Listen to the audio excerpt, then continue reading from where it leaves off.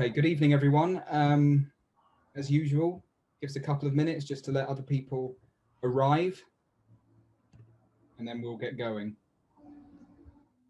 And as usual, could I just get people to confirm that we are visible and audible?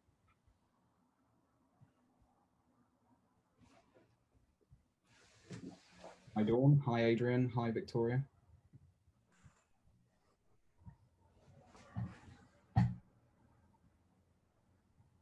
Yes, we are. Yes, you are. Fantastic. Wonderful. So yeah, it's only just gone 8. We started a minute early, so... On time. Exactly. As always. Cool. You happy with how your room looks, Ben? Yeah. Wonderful. You are both. Thank you, everyone. Thank you for confirming. Okay, let's have a look. Wonderful. So, I guess I'll begin. So, good morning, good afternoon, good evening, good night, everyone, wherever you are in the world. Welcome to the Naughty Autie in Conversation. And tonight we have a very special guest. By special guest, I mean this is the only man with whom I have shared a womb, aka my brother. I'm joined with neurodivergent musician Ben Thompson. Hello, young man. Yeah. Awesome. Live. So this evening, Ben and I are going to be discussing OCD, namely Ben's experiences living with OCD. So, Ben, when did you find out that you had OCD? Well, I don't know if I found out solely by myself because I was quite young. I didn't know what it was. I got diagnosed at 12 in the Priory in Southgate by Dr. David Veal, I think his name was. I think because of the nature of my age, I didn't really understand what it was I was going through. Okay. Or why I was acting in a certain way. Number one, because if I'd never been exposed to that, how was I meant to know? Yeah. Number two, I was young and I just thought I was struggling and I was upset, but I didn't know why it was. Right. Which is probably the same, many people, how they come to terms with what a diagnosis really, if it's a young age or not. Absolutely, absolutely. Exposed to something or you don't know much about something. Sure. And just to let everyone know who is a complete novice to the topic, OCD stands for obsessive compulsive disorder. So, yeah, what's your understanding of OCD? What does it mean to you? What does it mean? If someone says OCD, what pops into your mind? Being controlled in your mind constantly. Okay, right. Like almost in some ways a complete juxtaposition from your diagnosis is right. Like you don't like being told what to do, but I get told what to do. Oh yeah, actually I've heard people make that analogy before. One is you've got to do this, and the other one is you can't do this. Yeah. Right. So I think it's a lot. I think a lot of people, and I'm not, obviously everyone's different. I think a lot of people are like, oh, I've got OCD, I have to turn off the lights, whatever. And yeah, everyone's got traits of that. Like everyone's got traits of something, which is completely, that's fine. We're all human and we all have our vices and not. But I think it's when it completely controls everything you do. Right. Okay. When it's all consuming, all encompassing. I think then that's when it's like when your life is dictated by something. Not that you should allow it, because you can control it to some points. Okay. What are some common misconceptions or myths about OCD? Common misconceptions or myths. For example, I was thinking, like, does anything irritate you about people's misunderstandings of OCD? For example, when people use it as an adjective, I'm so OCD about this. I mean, yeah, it kind of relates to what I was saying about how people are like, yeah, I've got OCD. I have to always like turn off the lights a certain way. And it's like, that might be just one part of their day that's all they have to deal with. Whereas like actually living with full blown OCD is like every second of every day. Yeah. And not, I mean, slight over exaggeration, maybe for some people, everyone has different strains of it. Is that it affects you in everything you do. Right. Okay. And also that it's not a tangible thing, whereas like you can see someone tidying up. You could have OCD completely internally in your brain of a strain called Puro, where you have you like your thoughts. What's the word? Intrusive. Yeah, intrusive thoughts. Some people suffer with that mainly rather than actually being tidy. It's not always about being tidy. I think that might be a misconception, is like, because you've got OCD, you're really tidy, but not everyone is not. That's not just the only way. Yeah. That's certainly a stereotype, isn't it? Yeah, exactly. People assume that everyone living with OCD must be a clean freak. And not everyone is. Interestingly, I can remember doing a bit of work with a young man with OCD, and he said, my room is a tip. Yeah. State all the time, right? And people can't understand how anyone with OCD could live in such squalid conditions. But he said, the thing is, the moment I so much as fold something or pick something up off the floor, then I cannot stop, right? Mm-hmm. But so his way of coping was to not even acknowledge the mess, because he said, once I begin. And would you draw any parallels between OCD and addiction in that sense? Yeah, I have an incredibly addictive personality. Having this conversation with someone today, if it's anything I do, I have to do it to the extreme a lot of the time. Yeah. I'm very like, I get addicted to things, to anything. Not everything. I'm not addicted to everything, but if it's a special, it could be like I get addicted to spending money. I could get addicted to people. I can get addicted to what else? I mean, anything. Anything that feels good. Anything that feels good, and you're like basically filling a void. Right. Essentially. So would you, or trying to control something that you might not know what it is, but you're getting that rush, and it's making you feel in control and safe because you're doing that so often. Why do you think you need that rush? Because there seems to be a strong demand for elevation of the senses, agreeable sensations. Why is it so important that you get that rush? What would happen if you didn't get it? You would feel out of control. Right. Okay. And that's sorry, continue. Oh, you'd feel out of control, and I think it's a way of dampening. I mean, it's kind of like any addiction, like drinking alcohol and being an alcoholic. You're dampening things. Yeah. You're blocking things out. It's kind of the same. You could be obsessed or like addicted to something, you know, like spending money because it's dampening something. It's switching your brain onto something else. Escapism kind of thing? Escapism, yeah, exactly. Right. And you get addicted to anything really quickly. I think that's the problem, is like having full-blown OCD, you get addicted to everything. You don't really realize it. Yeah. I, for one, am terrible with money, and I'm definitely addicted to spending. Yeah. Okay. I've been addicted to buying clothes, probably still am. People that know me. Yeah. I can vouch for that. Not even clothes, like anything. You know, I've had so many addictions in the past. Yeah, yeah. Stupid things. You know. Right, right. It all relates. Sure.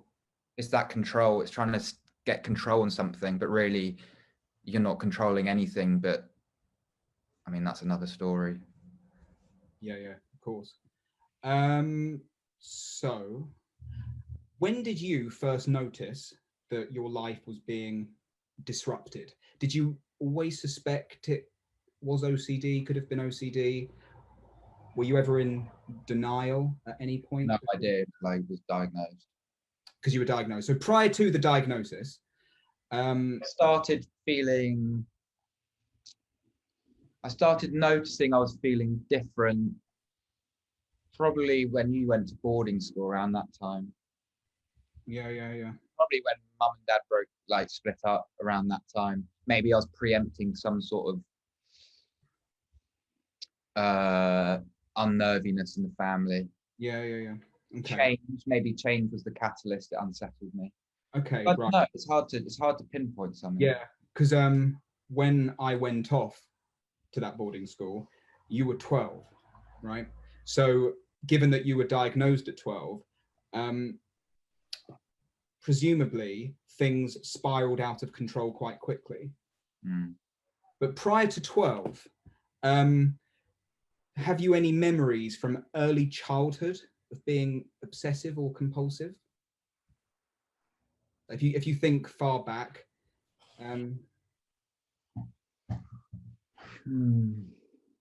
if you don't mind me prompting, because obviously we grew up together,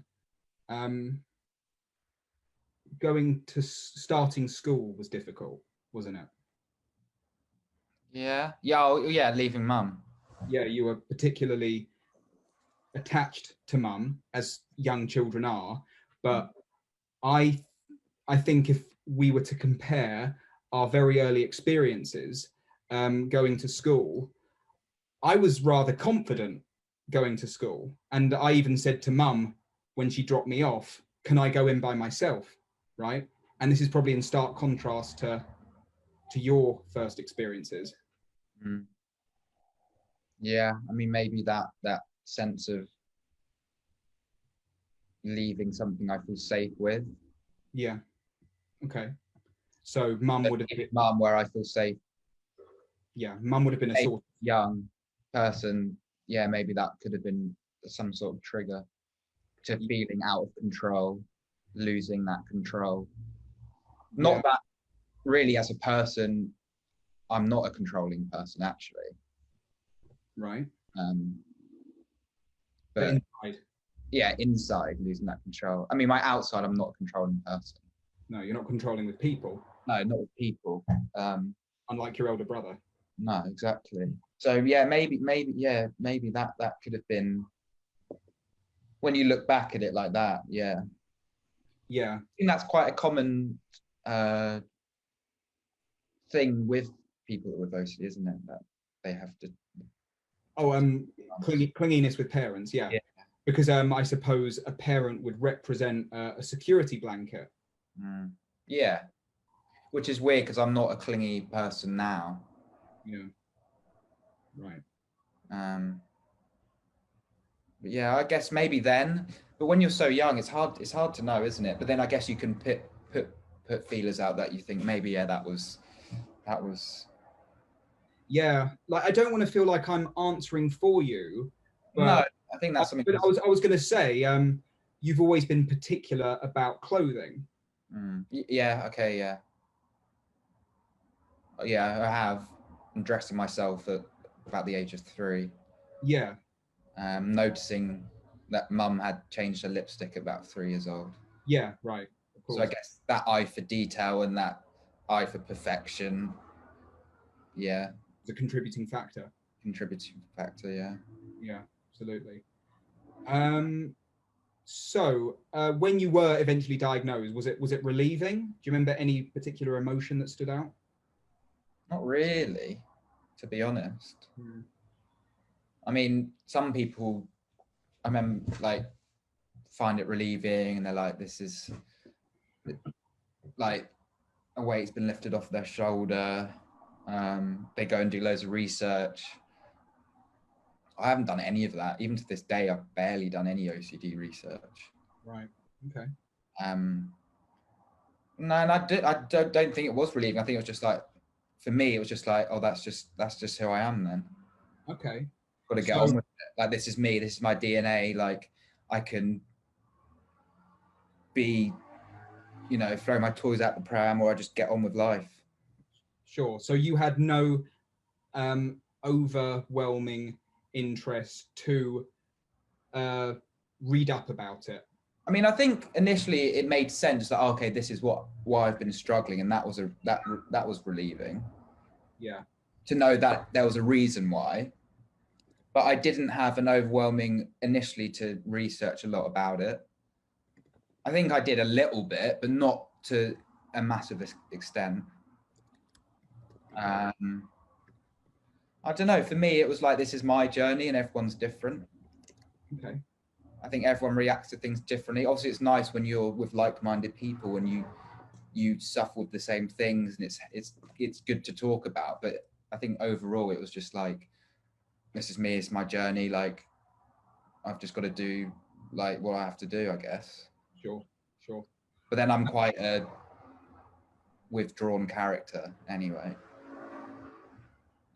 If you don't mind me asking, could you maybe open up about your rituals over the years? Like, how would OCD manifest in your life for as far back as you can remember? Yeah. So, I mean, first off, what was I doing? I mean, getting addicted and obsessed with things. I was addicted to straightening my hair and cutting my hair. Yeah. I remember straightening it, and I thought I didn't like how I had thick curly hair. And I remember cutting it, and I literally, if you lifted this side of my hair up, it was literally all bald from where I've been like doing that. I remember, I don't know if you remember, I used to like place things on the table, things I touched with my thumbs. I remember that one. I remember That that. was probably like first off. Yeah. I did a lot of like saying yes and no, and imagining it had to, yes was this side, no was this side, or then it was the other side, and it had to feel equal in my head. So if I said it yes here, then I'd have to be no here, but then also yes here and no here, so it felt equal on both sides and everything was safe. Okay. I remember that as well. I remember you doing it repeatedly. I can remember if we were to go away as a family and we'd share a room, I remember waking up to you going yes, no, yes, no. Yeah. And it went on for ages. And I wouldn't obviously be able to understand that as someone experiencing it, but I remember thinking, fuck that. Like, I remember thinking like no, like that must be so frustrating. It's bonkers, like, looking back. I remember doing a hop and a skip every morning off the front step that mum used to pick up on. Yeah. I felt like my left side had to be equal to my right. For some reason, my right didn't feel equal to my left. Oh, sorry, my left, needed to be equal to my right. My right didn't feel equal to his left. So I used to do the hop on, I think it was my left. I can't actually remember. So that was one. But also there was dark times. I remember smashing my head on walls and stuff because I was frustrated in my room. Yeah. It took me about 2.5 hours to get ready for school because I'd be doing my rituals and I'd be doing my hair. God, I mean, there's probably so many that I won't remember in this chat, but there are. Some I remember were you collected things in your pockets. Yeah, so I was going to get onto that actually, about how people with OCD, people perceive people with OCD to be tidy, and I am one of those people. I'm very tidy and organized, but there's been moments in my life where it hasn't been like that. So I remember, collecting rubbish in my pocket that I would transfer to every new pair of trousers. I think it was like an old rosary bead, like loads of receipts with chewing gum in it, like proper disgusting shit. Like proper rubbish, like trash. I mean, not food, but like just, Yeah. chewing gum wrappers, old rosary beads, like I can't eat, like God knows what, like proper thick in my pocket. Yeah. And every new pair of trousers I'd put on for the day, if I was changing, I would have to move all the rubbish into my pocket, and then I would go to school and get on with my day like that. Sure. So I'm just trying to figure out what I want to ask next. So would it be would it just be an accumulation, whilst never whilst never throwing away what you already have, or was it that you could only have a certain amount in your pocket at one time? Because what I'm feeling here is it's kind of like hoarding in your pockets. Yeah, and I wouldn't say I think I've gone through probably every single stage of OCD possible, Right. but I'm not generally a hoarder, as compared to people that actually have a hoarding problem. Yes. There are people that actually seriously, like, you've seen those programs on TV where people's houses are literally full up with stuff. Yeah. And that's probably a separate thing, a strain of OCD, of course. Yeah. But hoarding, yeah, I guess it was hoarding. I'm trying to think if I hoarded anything else. Not to the extent where it really, I mean, that really was bad, and that was a big part of my life, carrying that rubbish in my pocket. But I don't think I've had stuff since then, really. I mean, unless I can't remember. Would you say that's when your struggles peaked? Yeah, then, and when I couldn't, when it would take me a 2-hour lesson at school, it would take me about 2 hours to write 2 letters. Okay, so this is interesting, right? So I think this is perhaps where we might see some overlap with PDA, because I remember this, and I was going to ask actually. Well, firstly, I was going to ask, how did school take all of this? And I can remember you not writing a single word.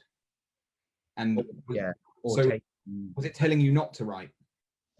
Yeah, or the letters weren't perfect. They weren't right in my head. They didn't look right. I don't know if it just didn't feel right. Sometimes it just didn't feel like, so I'd take ages and it would frustrate me, and then I'd have to start again. And like any lines that were jagged, like have to be perfect.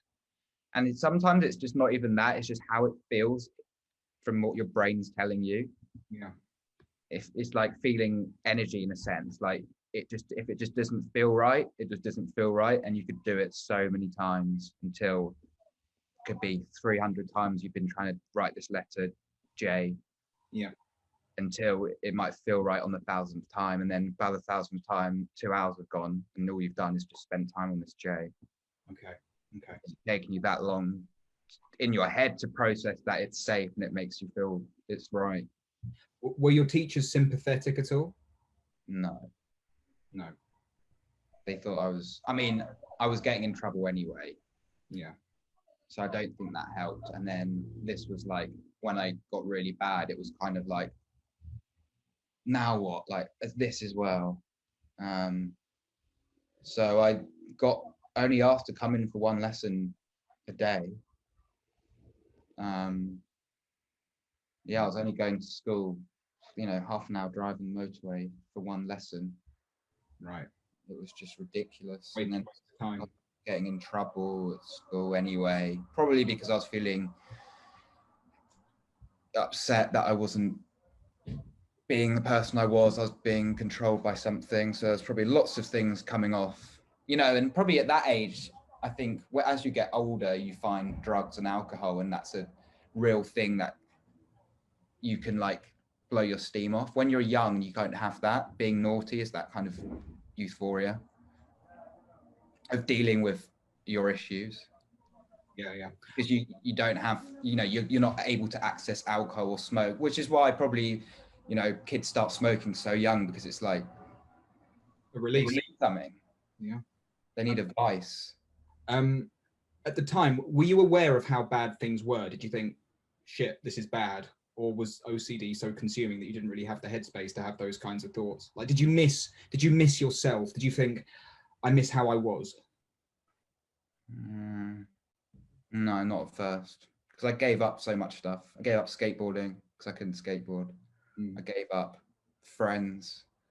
I lost friends. I lost pretty much everything because I was so consumed. And it wasn't until, but it's happened loads of times. Like, it consumes me. Yeah. But yeah, I think it was like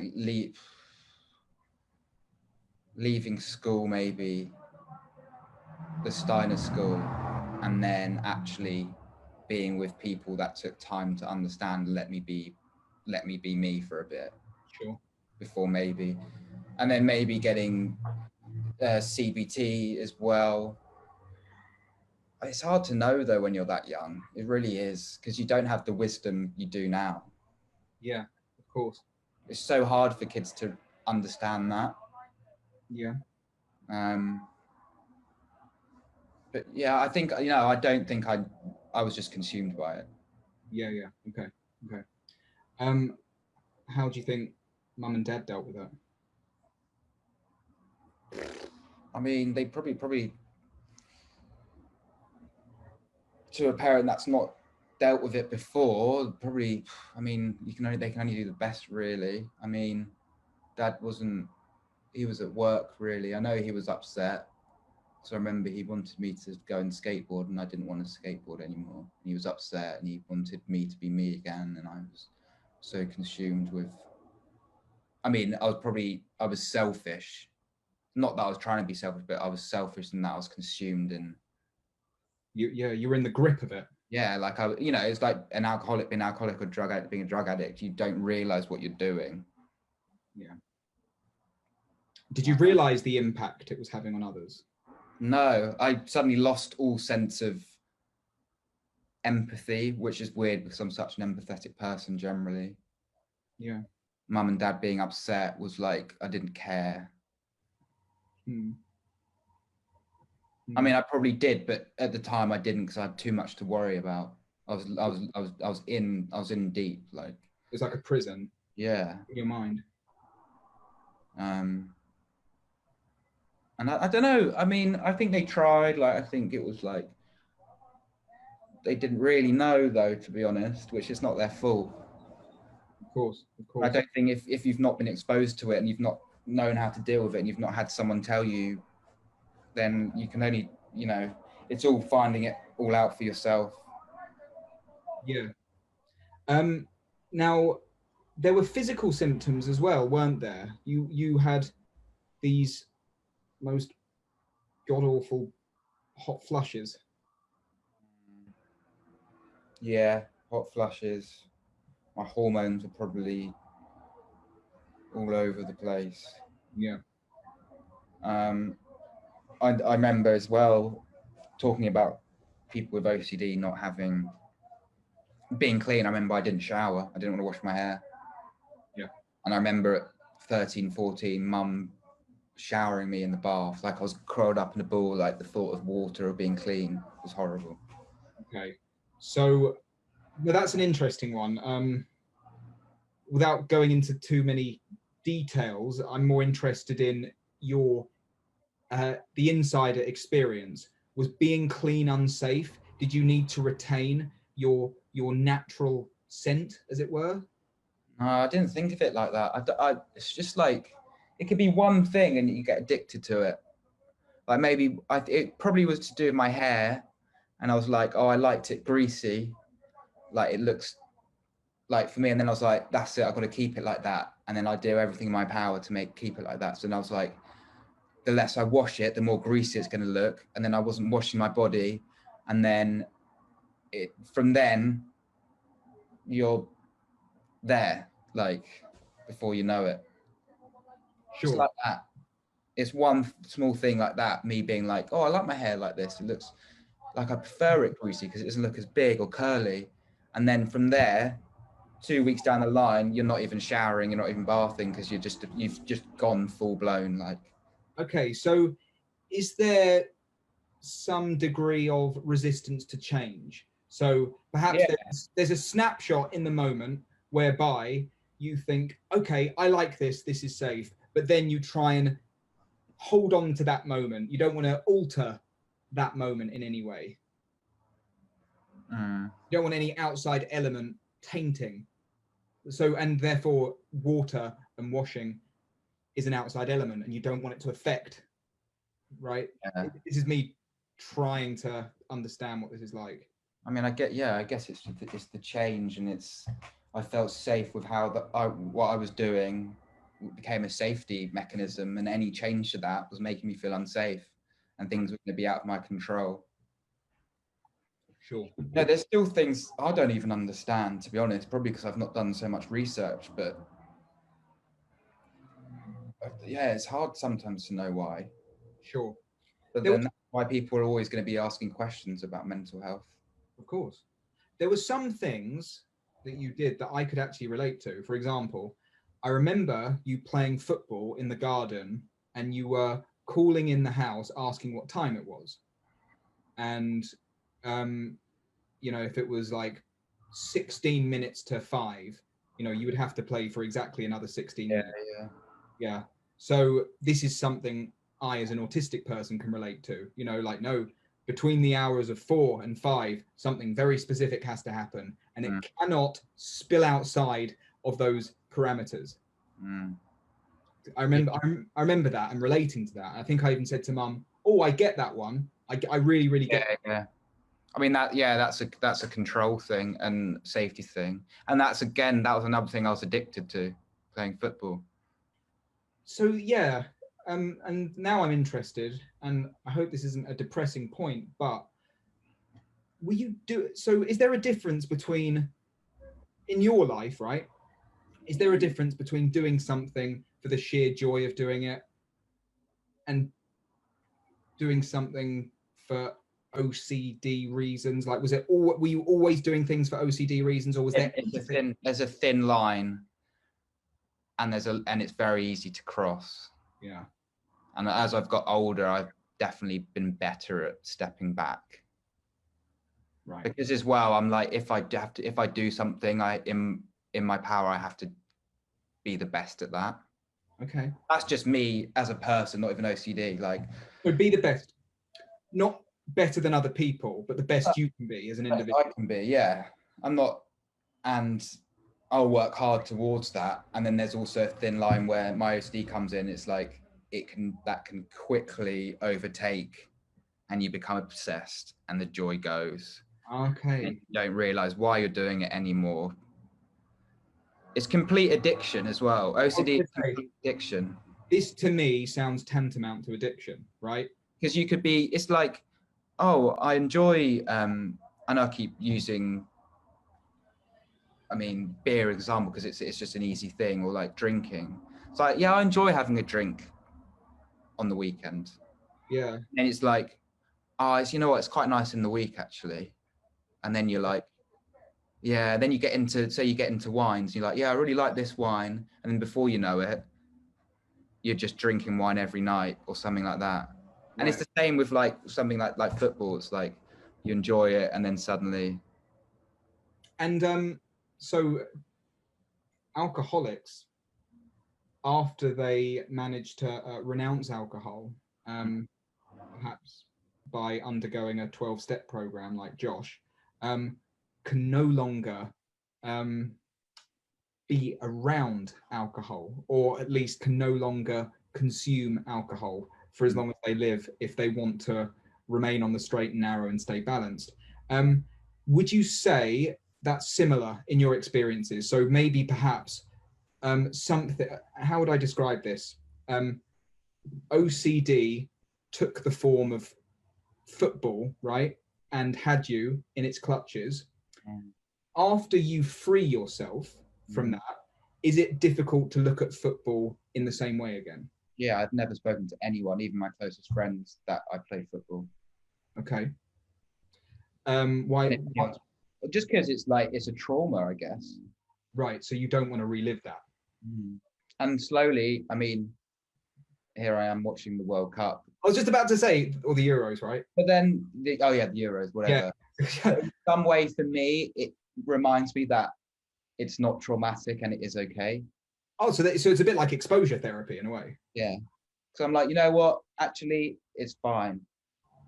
Yeah. Okay. Right. Sure. I was going to ask another question. And I don't still to this day, like, I don't like football. I'm not after the Euros. I'm not going to go, like, I'm like done with it. But in some sense, it's like it gives you that, yeah, exposure that you need to Sure. make sure actually it's okay. Okay. Okay. Um, can you talk a little bit about intrusive thoughts? Oh, yeah. I mean, they're not as bad as they were before, or when maybe they come in waves. But yeah, I mean, intrusive thoughts could be to the point you could be. I mean, you could be in a shop, and you could suddenly look at someone and think, in your head, you've already played out this way that you've murdered them. You've like, or it could be the most sadistic things. Yeah. Right. It could be the most horrific things. It could be, you know, it's basically the most uncomfortable feelings. Yeah. Yeah. So this is actually something I have personal experience with myself, and it ranges from. There are usually prompts, right? So I'm not naturally afraid of heights, but the intrusive thoughts have made me scared of,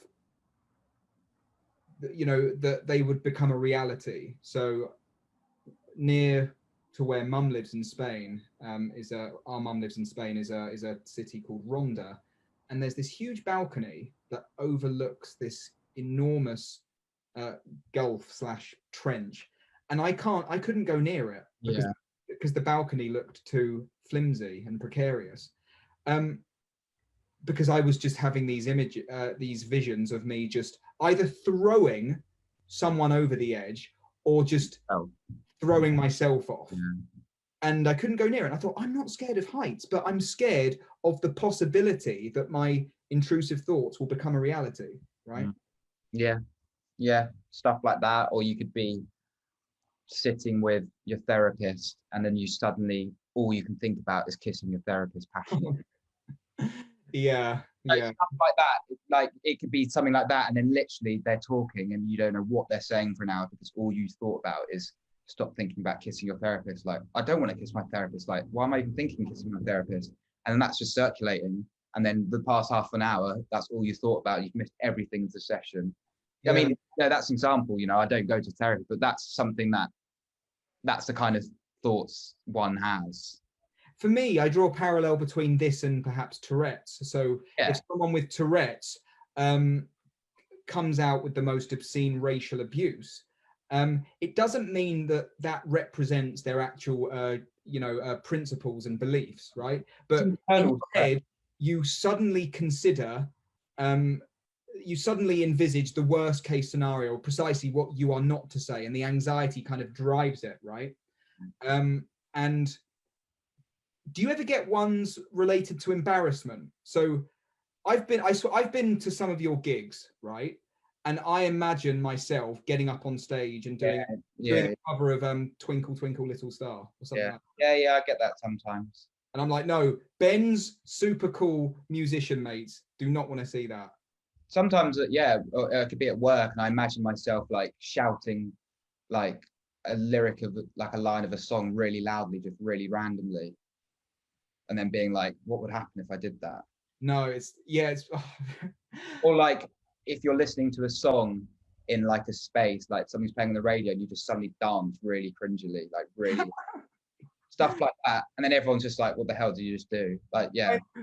But do you know what the stupid thing is? Like, you've known me over the years. Like, I often do really embarrassing things on purpose just to get a reaction. And so people are often confused as to why my intrusive thoughts are so painful. And I say, because I'm not in control of it. I don't mind putting myself in a compromising situation and making a fool out of myself. But if forces beyond my control do it to me, it's unbearable.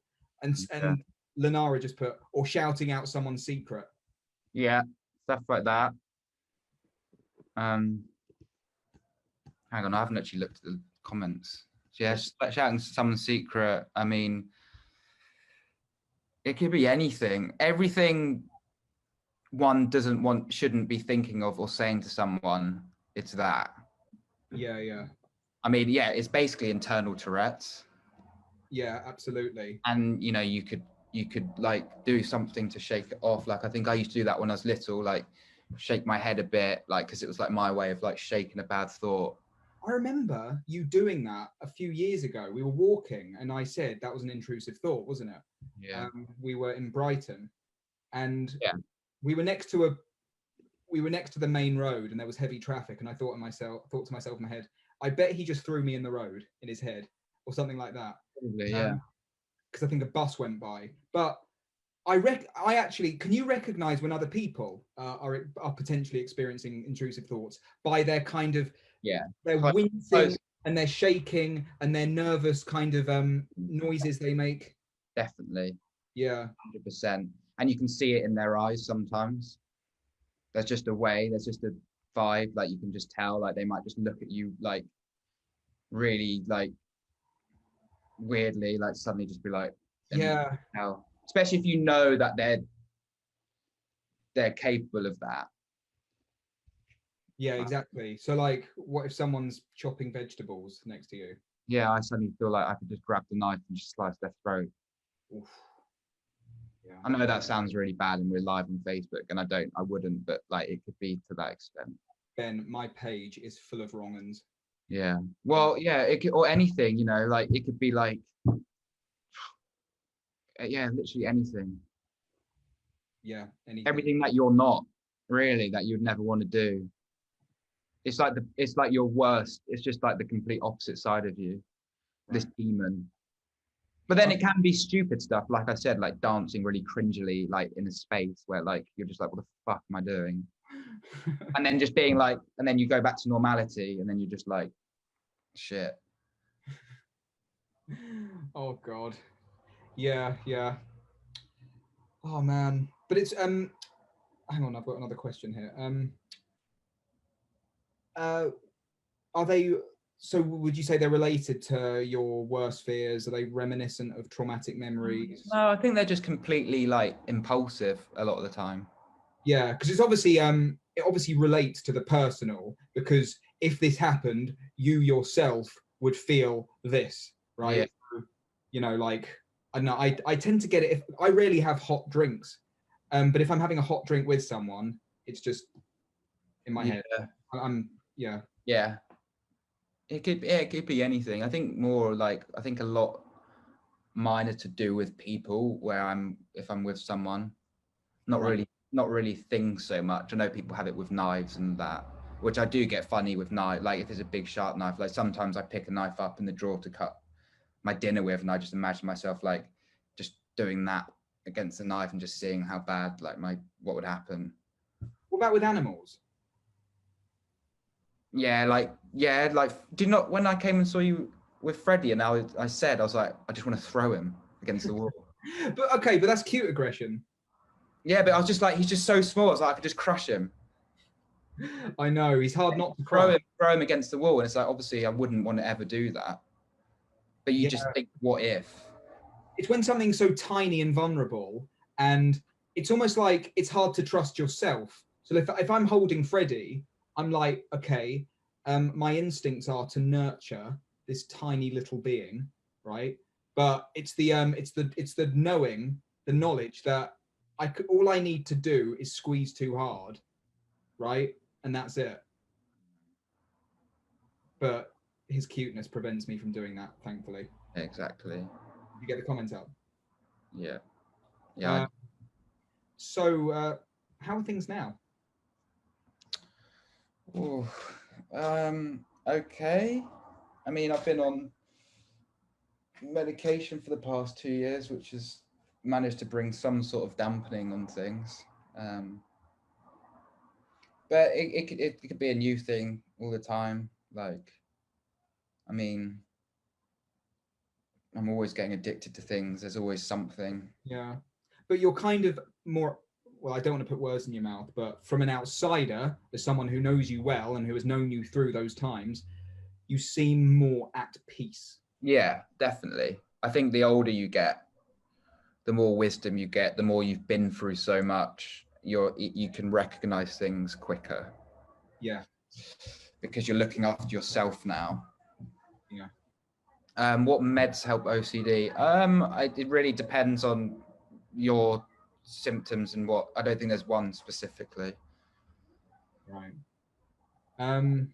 So I was going to say something else.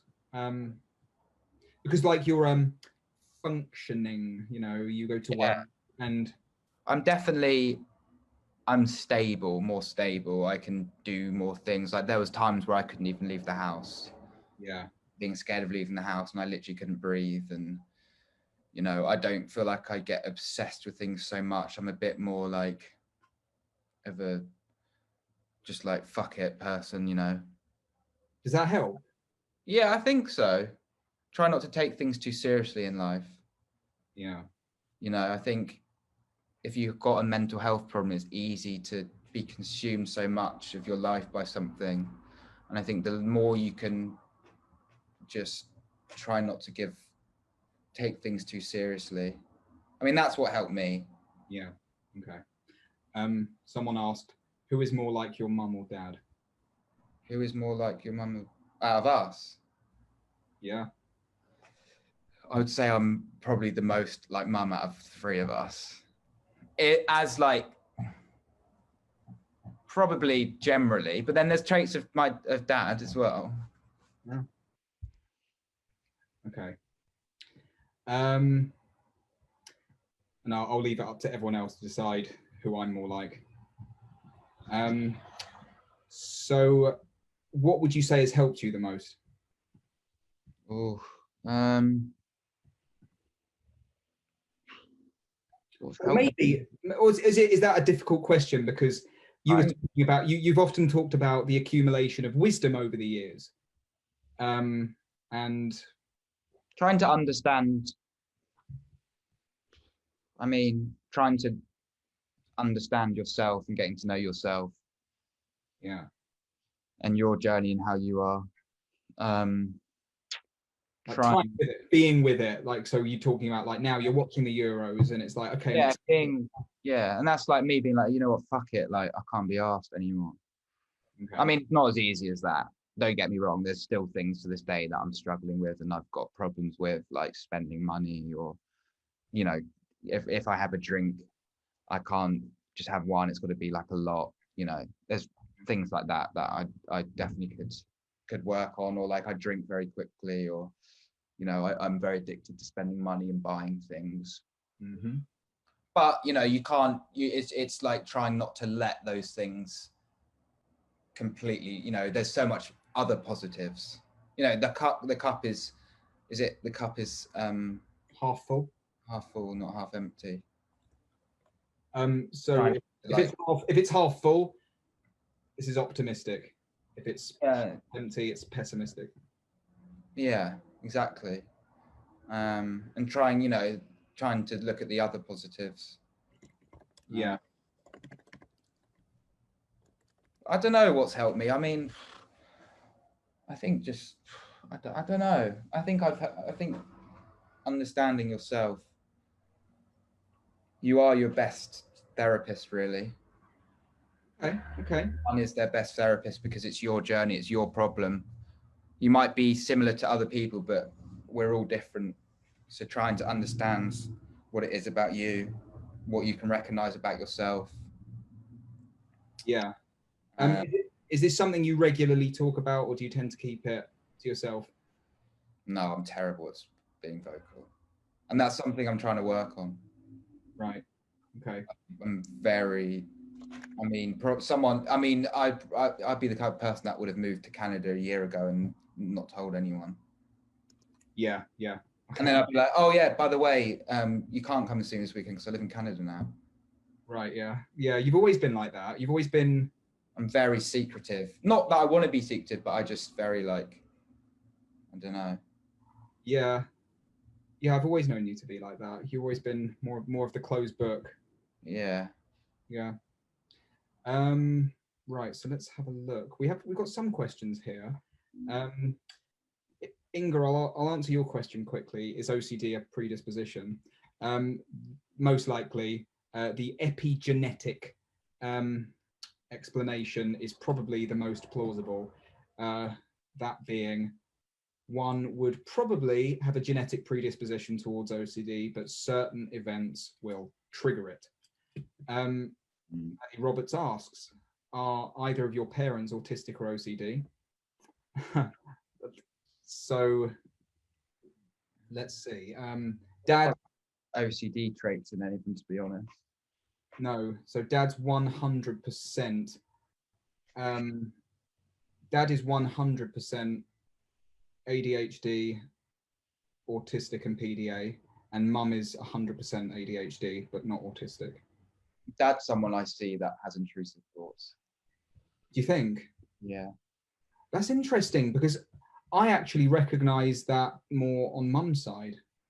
Like our grandpa on Mum's side, I can tell when he's having them. And I remember, I don't know if you were with me or not, but I was talking about intrusive thoughts and he was really resonating, and he was saying, yeah, I have that all the time. And I said, I know you do, because I can tell by your reactions, because I react exactly the same. But Dad does that weird thing where he's like, just that. Yeah, but that's just weird. The beast is a freak. Yeah. Bless him. You two look very different. Who looks like Mum and who looks like Dad? This is ongoing debate. Yeah, I look more like Dad. Yeah. It looks like both of them, and Ella looks like Mum. But then Ella's also got darker features like my dad. It's quite mixed. Yeah, and she's got curlier hair naturally, hair. like Dad. Whereas people say different things. I think I look like a mixture. When I was young, I was a portly little thing for a few years, and during those times, everyone said I looked just like my dad. But when I lost weight, and especially now I've got longer hair, people tend to say I look like my mum more. But I don't know. It's I don't really. And Ella, yeah, I think I used to get annoyed because people constantly said she looked like Mum, so I just said she looked like Dad, just to play the devil's advocate. Yeah, I mean, yeah, I don't know.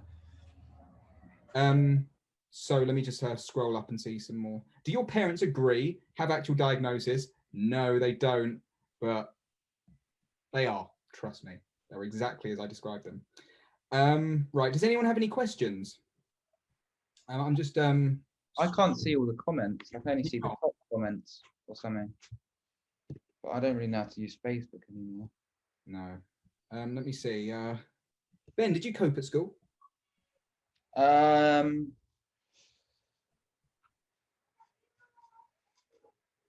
I got on with it. At the Steiner school, no. But my first primary school and my last school, there were bits where I didn't, but I made it through school. I coped with it, and I managed to do my exams. But there were definitely hard times. Yeah, sure. Someone said something about insomnia. Does it cause insomnia? Circling worries, or is this more to do with ADHD? Weirdly, I've been the best sleeper and still am to this day. I have no idea why. You'd think I would be up all night. Yeah, you are an Olympian sleeper. It's so weird. Like, you would think, I mean, don't get me wrong, everyone has those nights, and I have those nights where you can't sleep and I'm worrying. But generally, for someone that worries 24 hours a day, I can just sleep. Like, I'd have no problem sleeping. Yeah, because I was the complete opposite. I just would not settle down. I don't tend to have that problem these days so much, but no, I was a nightmare to get to sleep. I just wouldn't do it. Let me have a look. Someone's asking, do you think the closed self-secretive side is to do with OCD or addictive personality? I don't know. I mean, I don't know. Like, do you see them in your own life as related? I don't know. Do I think it's to do with being addictive or OCD? Is that what... I think it's probably, I would say it's separate in the, you know, the OCD and addictive personality is going on. but then whether you want to talk about it or not is down to you. Yeah, I think I'm just that person. I think there's probably people that do talk about it. I think I'm just a secretive person. Yeah. I think that's just my personality. I mean, I don't think it's got really any relation to it. I think I'm just generally that kind of person anyway. The moment the head hits the pillow, he's out like a light. Exactly.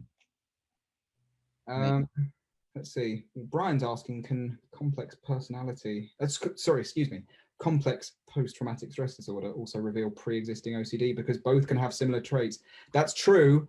Yeah. I think it gets very, very complex when it comes to trauma. And from hearing Ben speaking tonight, I'm just imagining this mental health tree or this trauma tree, right? And so many standalone phenomena have very similar underpinnings.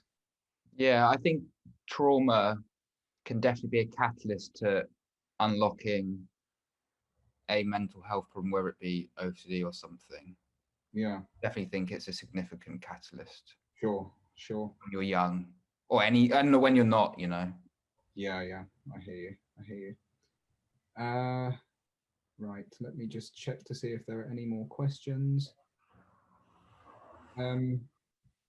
People talking about cute aggression. Oh, that's far back. Asked that one, answered that one, answered that one, answered that one. Where in Canada, Ben? Oh, right. Oh, I don't know. I'd like to go to Canada, but I don't think it's the first place on my list. I just said that randomly because it just came to my head. But if I wanted to go to Canada, I'd like to go to, well, I don't know. I'll get back to you. I want to go to Japan first. Oh, yeah.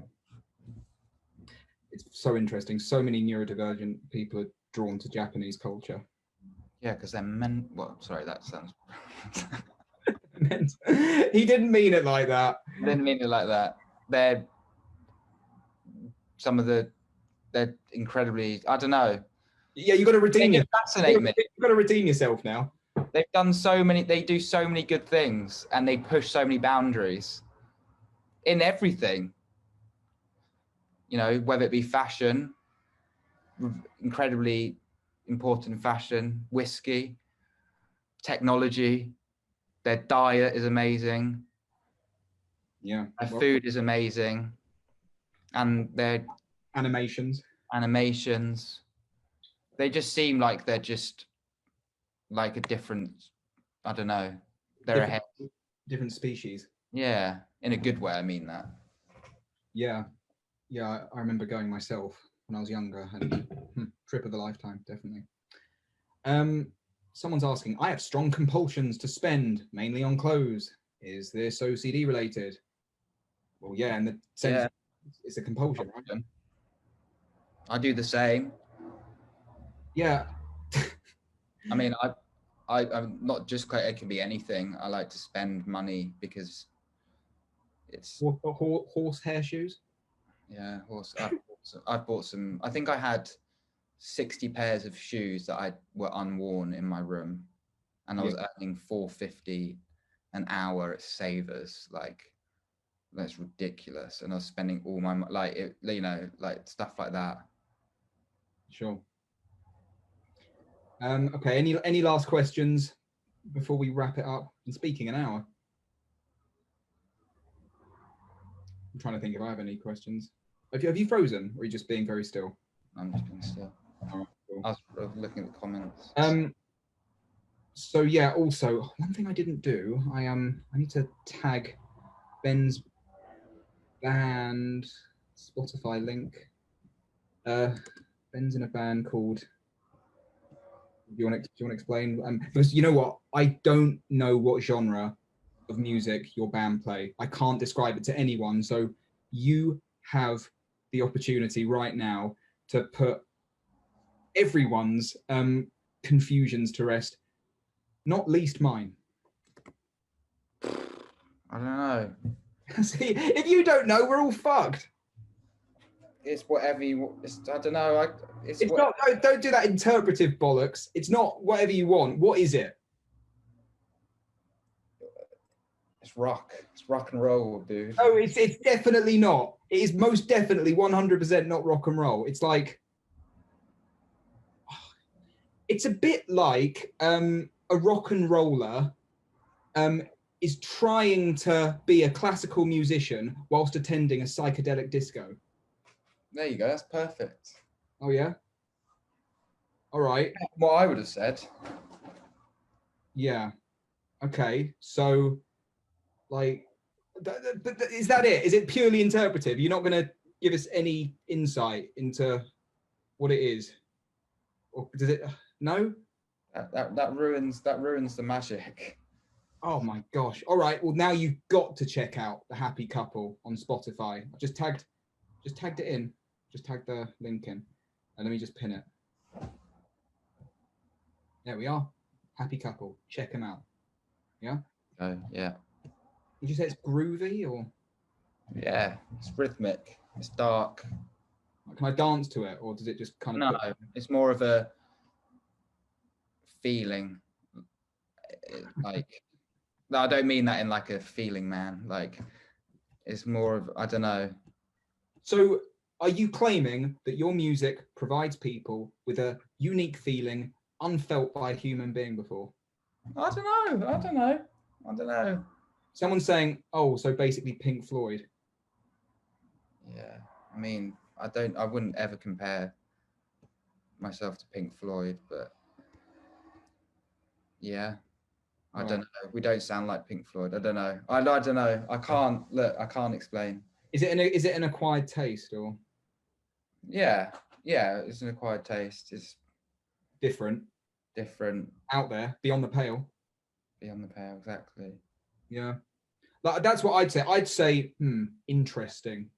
Like, it's almost like it makes you think, not just feel. It makes me think. I'm not just feeling. I'm thinking. I'm trying to work shit out. Yeah. Yeah. Yeah, I guess so. Oh, so it's Katie. Are you already listening to it? Y'all have an industrial. Yeah, it is quite industrial. Right. Do you So you I'm asking questions as though I don't know. But what's your role in the band? Me? Yeah.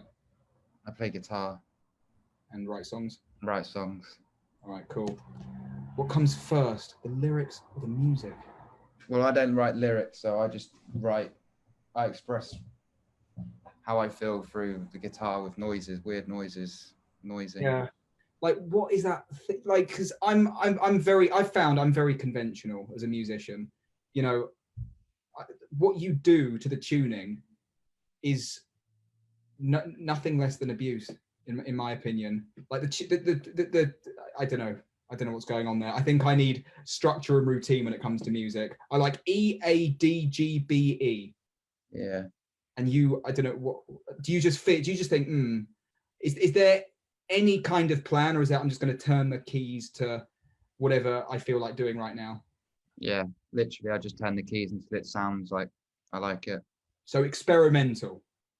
Yeah, I mean, I can play in standard tuning. I went to university and got a degree in standard tuning guitar, but to me, that wasn't inspiring. Yeah, I'm not. People are saying stop tormenting him. I am trying to sum it up with a single word, and I think we're gonna settle on experimental. Yeah. Yeah. Why is the band called Happy Couple?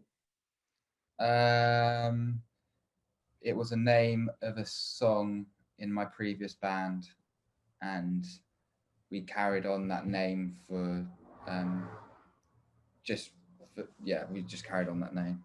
Okay, cool. All right then, I think it's about time we wrap this up. Yeah. Yeah. Cool. It's been fun. Oh yeah, you enjoyed it? Yeah. Cool. Yeah. I'm sure. Yeah. Welcome to my world. You're in my crib. I'm in the crib. Yeah. Welcome. All right. Thanks, Ben. And thank you everyone else who tuned in this evening. Yeah, I'll speak to you all soon. Right, Ben, don't go anywhere. I'm just going to stop live streaming. Awesome. Thanks everyone. Goodbye. Bye.